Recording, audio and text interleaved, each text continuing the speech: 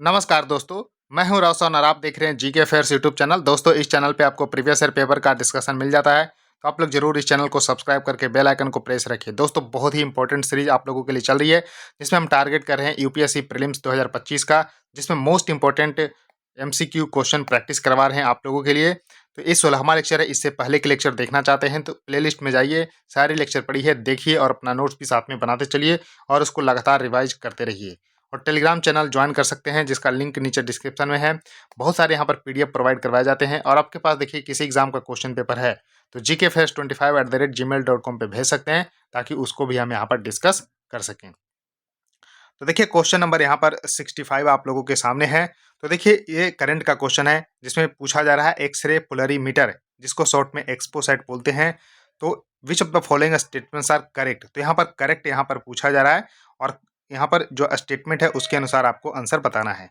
तो सबसे पहले देखिए एक्सरे पोलरीमीटर सैटेलाइट, जिसको एक्सपोसेट बोलते हैं, इसको लॉन्च किया गया था, ध्यान रखिएगा, 1 जनवरी 2024 को। जी हाँ, 1 जनवरी 2024 को इसको लॉन्च किया गया था। PSLV, ध्यान रखिएगा, PSLV C58 के द्वारा। जी हाँ, ये लॉन्च व्हीकल आपको जरूर याद रखना है कि P यानी कि polar satellite launch vehicle C58 के द्वारा इसको लॉन्च किया गया था। तो दो बातें आपको जरूर ध्यान रख लेनी है कि 1 जनवरी 2024 को इसको लॉन्च किया गया था। लॉन्च व्हीकल था PSLV, that is a polar satellite launch vehicle C58। अब आते हैं स्टेटमेंट फर्स्ट के ऊपर। तो देखिए स्टेटमेंट फर्स्ट में कहा जा रहा है कि XPoSat is India's first dedicated polarimetry mission to study the polarisation of the x-ray emitted by the astronomical sources. तो क्या स्टेटमेंट है सही है? जी हाँ, बिल्कुल स्टेटमेंट सही है, क्योंकि एक्सपोसैट जो है India's first dedicated polarimetry mission है, जो कि यहाँ पर एस्ट्रोनॉमिकल जो ब्राइट एस्ट्रोनॉमिकल सोर्सेस है उसको जो है यहाँ पर स्टडी करेगा, पोलराइजेशन ऑफ एक्सरे। तो इस तरह से ध्यान रखिएगा। तो पहला स्टेटमेंट बिल्कुल सही है। दूसरा यहाँ पर है कि the mission will primary focus on studying the earth magnetic field. अब देखिए अर्थ का मैग्नेटिक फील्ड का स्टडी करने के लिए इसका प्राइमरी फोकस नहीं है, क्योंकि यहाँ पर जो है आपको पहला स्टेटमेंट में ही यहाँ पर बता दिया गया है कि dedicated polarimetry mission to study the polarisation of the x-ray emitted by the astronomical sources. तो दूसरा स्टेटमेंट यहाँ पर गलत हो चुका है, क्योंकि mainly focus on studying the polarisation of the x-ray जो इमिटेड फ्रॉम द जो है एस्ट्रोनॉमिकल सोर्सेस। तो दूसरा स्टेटमेंट हो चुका है गलत। उसका देखिए तीसरा है कि the satellite is being developed by the Indian Space Research Organisation, that is ISRO, in collaboration with the NASA. तो क्या नासा जो यूएसए का जो स्पेस एडमिनिस्ट्रेशन है उसके साथ कोलैबोरेशन करके इसको डेवलप किया गया है? नहीं, ये भी गलत है, क्योंकि इसको सिर्फ और सिर्फ इसरो जो है यहाँ पर, यानी कि इसरो का जो है मिशन है सिर्फ और सिर्फ। तो यहाँ पर तीसरा स्टेटमेंट भी हो चुका है गलत। इस तरह से इसका जो आंसर है वो सिर्फ वन ओनली इसका सही उत्तर होगा। इसको थोड़ा सा ध्यान रखिएगा। उसका देखिए नेक्स्ट क्वेश्चन आप लोगों के सामने है, जिसमें पूछा रहा है कि which of the following provisions in the constitution of India can be amended bye a simple majority of the two houses of the parliament. तो देखिए जब पार्लियामेंट में अमेंडमेंट करते हैं तो यहाँ पर जो है आपको ध्यान रख लेना है कि तीन तरह का बेसिकली अमेंडमेंट होता है। एक होता है सिंपल मेजोरिटी, एक होता है स्पेशल मेजोरिटी, एक होता है स्पेशल मेजोरिटी विथ जो है आपको राज्य का भी यहाँ पर जो है यहाँ पर बहुमत चाहिए, आधे से अधिक राज्यों का। तो देखिए यहाँ पर जो है सिंपल मेजोरिटी की यहाँ पर बात किया जा रहा है। तो सिंपल मेजोरिटी यानी कि 50% प्लस 1 की यहाँ पर बात किया जा रहा है। तो देखिए abolitions of the creations of the legislative council of the state, तो क्या ये आपको सिंपल मेजोरिटी के द्वारा है? तो हाँ, जी हाँ, यानी कि आर्टिकल 169 में ऐसा जिक्र किया गया है कि अगर राज्य के विधानसभा जो है, यानी कि अगर उसमें विधान परिषद है या फिर विधानसभा है, दोनों अगर है तो दोनों से अगर पास हो जाती है तो यहाँ पर पार्लियामेंट इसको बाई सिंपल मेजोरिटी इसको जो है यहाँ पर इस जो बिल है इसको पास कराती है 50% प्लस 1 से। तो इस तरह से ये सिंपल मेजोरिटी के द्वारा ये पास हो जाता है अंडर आर्टिकल 169। उसके देखिए एडमिशन और इस्टेब्लिशमेंट ऑफ न्यू स्टेट। तो देखिए आर्टिकल 4 में ऐसा लिखा है, आर्टिकल 4 में ऐसा लिखा है कि law made for this admission और establishment of new state shall not be treated as amendment of जो है अंडर आर्टिकल 368। तो ये भी आपको सही है। उसके बाद देखिए इंक्रीजिंग द नंबर ऑफ जजेस in the supreme court of India. तो क्या सुप्रीम कोर्ट में जजों की संख्या अगर बढ़ानी है तो ये सिंपल मेजोरिटी के द्वारा होता है? जी हाँ। तो अंडर आर्टिकल जो है ध्यान रखिएगा 124 में ऐसा लिखा गया है कि पार्लियामेंट यहाँ पर बाय लॉ यहाँ पर इंक्रीज कर सकती है तो बाय पासिंग सिंपल मेजोरिटी से। तो इस तरह से इसको भी ध्यान रखिएगा, सही है।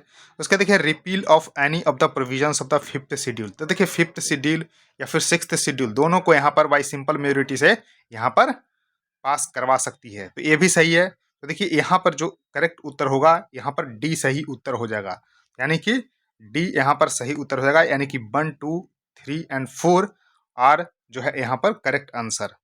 तो इस तरह से करेक्ट आंसर ही पूछा गया था, तो इसको थोड़ा सा ध्यान रखिएगा। तो देखिए यहाँ पर राज्यों में विधान परिषदों का उन्मूलन या निर्माण करने के लिए यहाँ पर सिंपल मेजोरिटी यानी कि साधारण बहुमत से नए राज्यों का प्रवेश या स्थापना, भारत में के सर्वोच्च न्यायालय में न्यायाधीशों की संख्या में वृद्धि करना है, या फिर 5वीं अनुसूची के किसी भी प्रावधान को निरस्त करना है, तो साधारण बहुमत से यहाँ पर संशोधित किया जा सकता है। तो इसको थोड़ा सा ध्यान रखिएगा। उसका देखिए नेक्स्ट क्वेश्चन आप लोगों के सामने है कि which of the following is an implication of the council of minister being collectively responsible to the Lok Sabha. तो देखिए काउंसिल ऑफ मिनिस्टर जो होता है वो कलेक्टिवली रिस्पॉन्सिबल होते हैं लोकसभा के, यानी लोअर हाउस के कलेक्टिवली रिस्पॉन्सिबल होते हैं। इसको थोड़ा सा ध्यान रखिएगा। तो इस प्रोविजन का मतलब क्या है कि ministry which losses confidence of the Lok Sabha is oblige to resign, यानी कि अगर लोकसभा में बहुमत यहाँ पर यानी कि कॉन्फिडेंस अगर खो देते हैं तो इस तरह से आपको ध्यान रखना है कि वो अपना रिजाइन करने के लिए बाध्य हो जाते हैं। तो इस तरह से थोड़ा सा ध्यान रखिएगा कि council of minister which loses the confidence of the Lok Sabha is oblige to resign. तो देखिए ये बिल्कुल सही है। उसके देखिए if the council of minister loses majority in the Lok Sabha the house needs to be dissolve. तो इस तरह से क्या ये आपको ध्यान रखना है। तो देखिए loss of majority by the council of minister in the Lok Sabha does not automatically result in the dissolution of the house, यानी कि ये आपको हाउस जो है डिसॉल्व करने की जरूरत नहीं होती है। फिर जो प्रेसिडेंट होते हैं, ध्यान रखिएगा, प्रेसिडेंट जो है एक्सप्लोर करते हैं पॉसिबिलिटी की क्या दूसरी पार्टी भी यहाँ पर सरकारें बना सकती है या नहीं। तो प्रेसिडेंट के हाथों में होता है, उनका डिस्क्रिशन पावर होता है। इस तरह से ध्यान रखिएगा कि वो एक्सप्लोर करते हैं पॉसिबिलिटी कि दूसरी पार्टी बना सकती है सरकार। अगर बना सकती है तो फिर कहेंगे कि आप जो है फ्लोर टेस्ट करवाइए, यानी कि मेजोरिटी प्रूफ करिए और सरकार बना ले जाइए। तो इस तरह से ऑटोमेटिक डिसॉल्व यहाँ पर नहीं होती है। तो देखिए एक गलत हो गया है। तो इस तरह से केवल और केवल यहाँ पर एक ही यहाँ पर सही है, क्योंकि करेक्ट ही यहाँ पर पूछा जा रहा था। तो इस तरह से करेक्ट उत्तर इसका ये सही होगा। उसका देखिए नेक्स्ट क्वेश्चन आप लोगों के सामने है कि arrange the following event in the chronological order में आपको सजाना है, यानी कि पहले से शुरू करते हुए कालानुक्रमिक क्रम में आपको व्यवस्थित करना है। अब देखिए adoption of the objective resolution by the constituent assembly, यानी कि ऑब्जेक्टिव रिजोल्यूशंस को यहाँ पर कंस्टिट्यूएंट असेंबली के द्वारा जो है यहाँ पर आपको कब जो है यहाँ पर एडॉप्ट किया गया था। तो सबसे पहले आपको ध्यान रख लेना है कि ऑब्जेक्टिव रिजोल्यूशन जो कि आगे चलकर प्रियम्बल बना, तो इसको जो है ध्यान रखना है कि पंडित जवाहरलाल नेहरू के द्वारा 13 दिसंबर 1946 को यहाँ पर कॉन्स्टिट्यूएंट असेंबली के सामने यहाँ पर मूव किया गया था। तो इसको ध्यान रखिएगा ऑब्जेक्टिव रिजोल्यूशन को, और इसको संविधान सभा के द्वारा जो एडॉप्ट किया गया 22 जनवरी 1947 के। तो ध्यान रखिएगा 22 जनवरी 1947 को इसको एडॉप्ट किया गया 22 संविधान सभा। तो देखिए पहला डेट आपको ये याद रखना है। उसके देखिए adoption of the national flag by the constituent assembly. तो देखिए नेशनल फ्लैग को कब एडॉप्ट किया गया, तो 22 जुलाई, ध्यान रखना है 22 जुलाई 1947 को। उसका देखिए constitutions of the India coming into the force, तो कब यहाँ पर फोर्स में आए, तो इसको थोड़ा सा ध्यान रख लेना है कि 26 जनवरी 1950 को, 26 जनवरी 1950 को। उसके बाद last meeting of the constituent assembly, तो लास्ट मीटिंग कब हुआ है, तो 24 जनवरी, तो 24 जनवरी 1950 को। तो देखिए सबसे पहले यहाँ पर आपको पहला हो गया, यानी कि पहला, फिर दूसरा, फिर यहाँ पर चौथा, फिर तीसरा, 1 2 4 3। तो 1 2 4 3 इसका सही उत्तर हो जाएगा। इसको थोड़ा सा ध्यान रखिएगा। तो 1 2 4 3, 1 2 4 3, तो यानी कि आंसर सी इसका सही उत्तर हो जाएगा 1243। उसका देखिए नेक्स्ट क्वेश्चन आप लोगों के सामने है कि with reference to the loss of the citizenship in the India consider the following statement. और यहाँ पर पूछा जा रहा है कि which of the following situation stated above and citizen Indian citizen can lose his or her citizenship, यानी कि अपनी नागरिकता जो भारत के लोग हैं किस तरह से खो सकते हैं। तो इसके बारे में आपको स्टेटमेंट यहाँ पर दिया हुआ है कि किस तरह से खो सकते हैं। तो देखिए यहाँ पर सबसे पहले आपको ध्यान रख लेना है कि सिटीजनशिप एक्ट लाया गया, सिटीजनशिप एक्ट लाया गया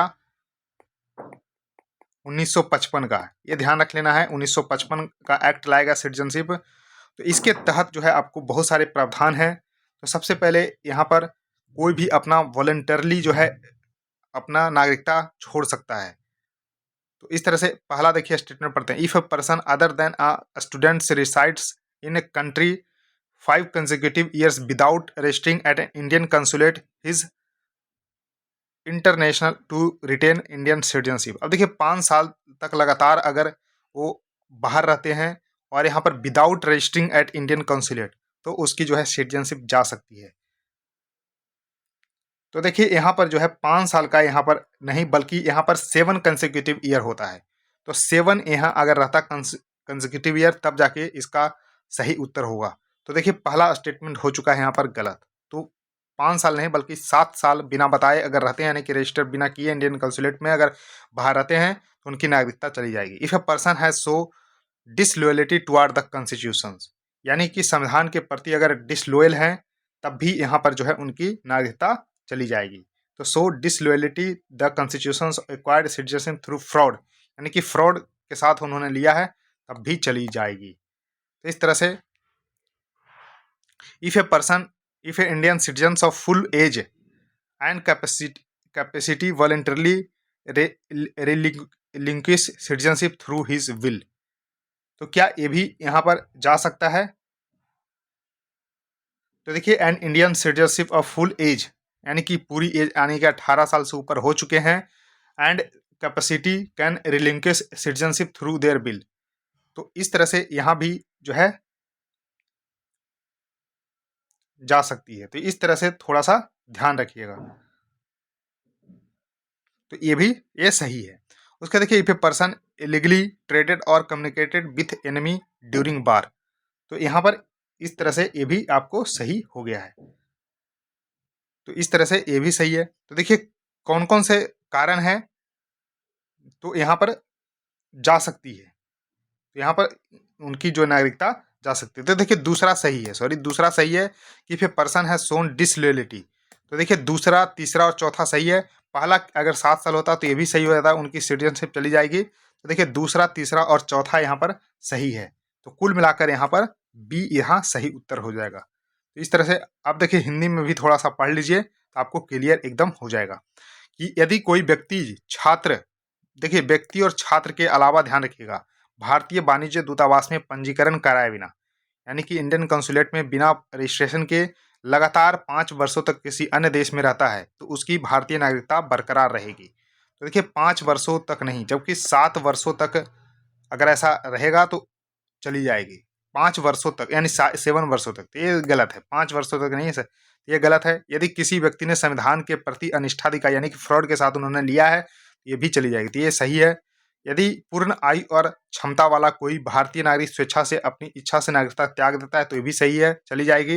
यदि कोई व्यक्ति युद्ध के दौरान दुश्मन के साथ अवैध रूप से व्यवहार करता है या संचार करता है तब भी उनकी नागरिकता चली जाएगी, तो ये भी सही है। तो देखिए कौन कौन से कारण से नागरिकता खो सकता है, तो देखिए दूसरा, तीसरा, चौथा से नागरिकता खो सकता है। तो इस तरह से करेक्ट उत्तर इसका बी सही होगा। तो दोस्तों इस वीडियो में इतना ही। आई होप आपको ये सीरीज बिल्कुल पसंद आ रहेगी। तो देखिए वीडियो को लाइक करिए, अपने दोस्तों के साथ शेयर करिए और चैनल को भी सब्सक्राइब कर लीजिए। सो थैंक यू दोस्तों, इस वीडियो में इतना ही। धन्यवाद।